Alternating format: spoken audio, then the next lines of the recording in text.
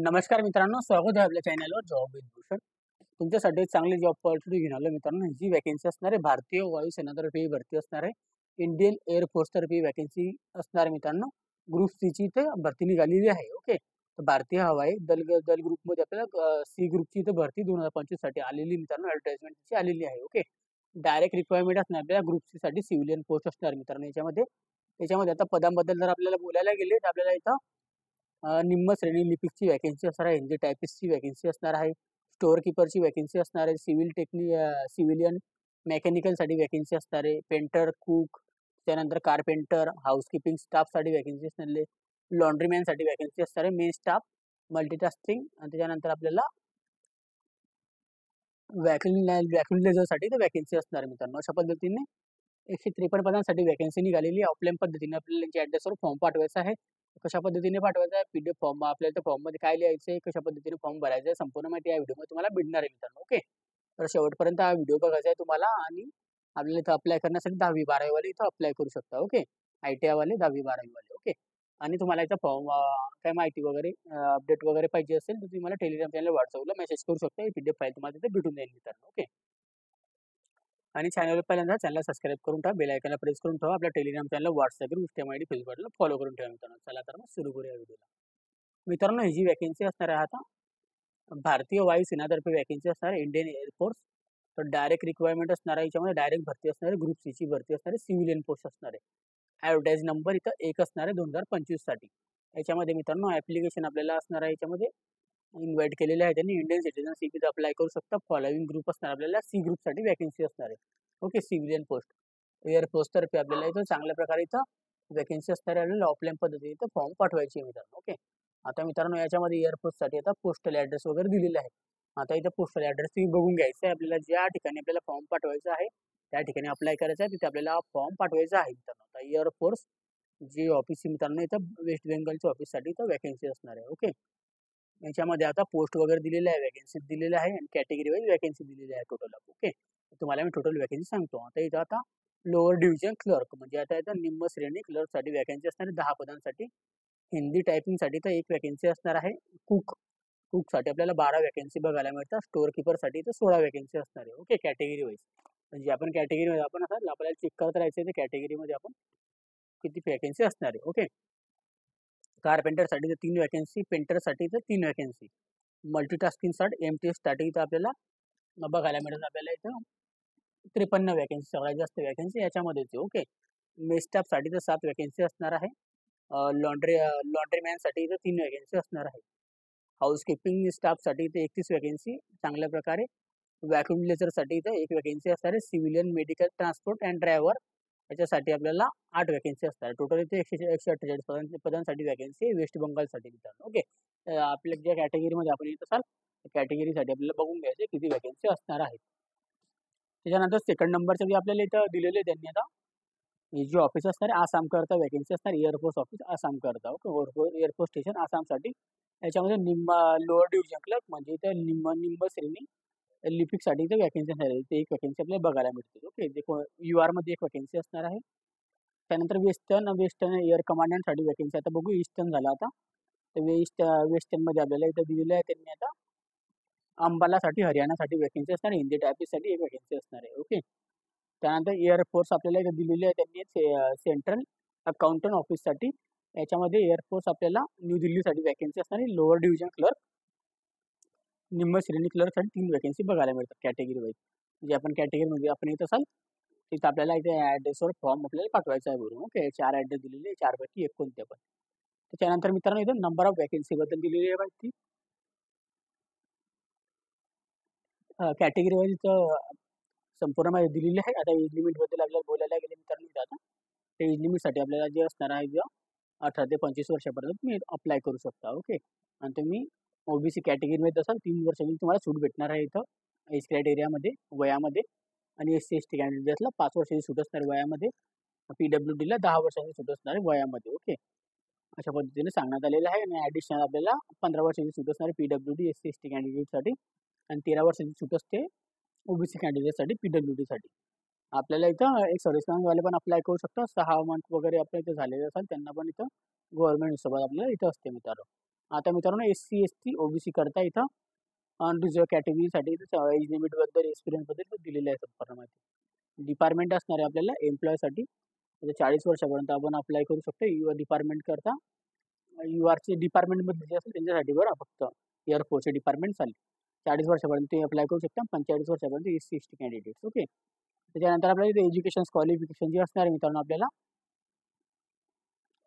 Education qualification आपल्याला इथे दिलेलं आहे त्यांनी. आता याच्याबद्दल माहिती घेऊया. लोअर डिव्हिजन क्लर्कसाठी, निम्न सैनिक क्लर्कसाठी इथं लेवल 2 आपल्याला सॅलरी असणार आहे. याच्यामध्ये आपल्याला चांगल्या प्रकारे सॅलरी इथं बघण्यात मिळते. 7 CPU. ओके. याच्यामध्ये आपल्याला 12वी पास असलेलं गरजेचं आहे आणि आपल्याला टायपिंग स्पीड आपल्याला टायपिंग सर्टिफिकेशन झालेलं पाहिजे.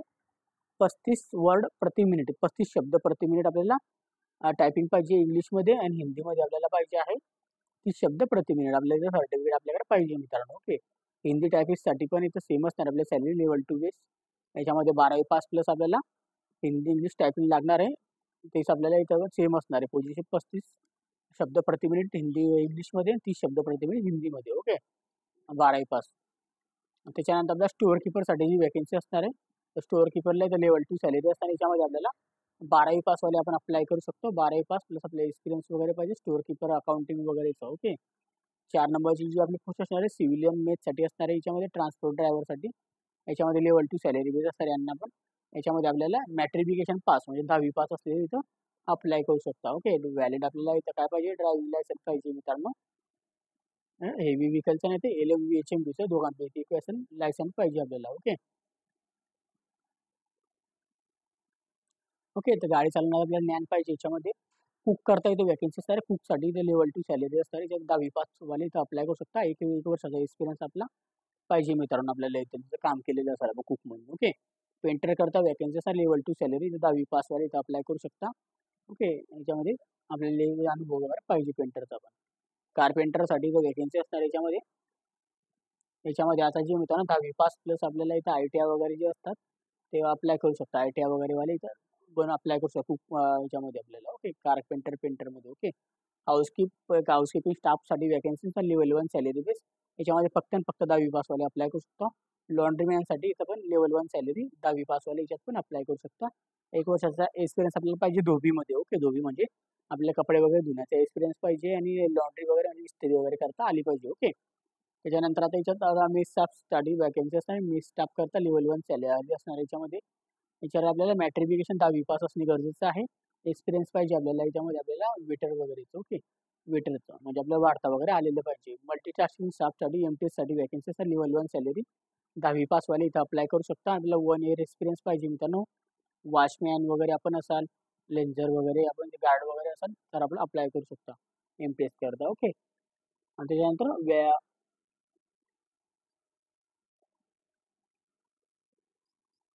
व्हॅल्यू क्लेन्झरसाठी वॅकेन्सी असणार याच्यामध्ये 10वी पासवाले अप्लाय करू शकता. ओके. त्याच्यानंतर आता पुढे जाऊया आपण. आता याच्यामध्ये आता मोड ऑफ सिलेक्शन जे असणार आहे आपल्याला ऑनलाईन ॲप्लिकेशन ऑल ॲप्लिकेशन आपल्याला इथं term and condition, age limit वगैरे क्वालिफिकेशन ती तुम्हाला मी सांगितलेली आहे. आपले जे डॉक्युमेंट आहे सगळे डॉक्युमेंट्स वगैरे आपल्याला आपल्याला आपल्याला ऑफलाईन पद्धतीने रायटिंग लेटर जे दिलेले आहे त्यांनी इथं खाली ते तुम्हाला दाखवणार आहे. त्या फॉर्म भरून सगळे डॉक्युमेंट आपल्याला एका लिफाफ्यामध्ये टाकायचे. स्पीड पोस्टाने आपल्याला पाठवून द्यायचं आहे. ओके. आपल्याला सगळं फॉर्म वगैरे भरून सगळे डॉक्युमेंट टाकायचे त्याच्यामध्ये. ओके. रायटिंग टेस्ट वगैरे आपली असणार याच्यामध्ये आपल्याला सिलेक्शनसाठी. ओके. रायटिंग टेस्ट आपली घेण्यात येणार आहे. ओके.